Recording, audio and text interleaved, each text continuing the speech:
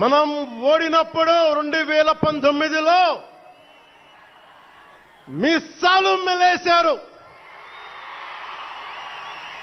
జబ్బలు చరిచారు,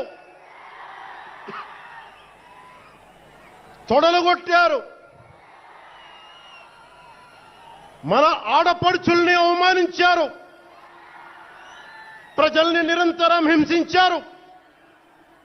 ఇదే న్యాయమని మన నాయకులు, మన జన సైనికులు, మన వీర మహిళలు అందరూ అడిగితే,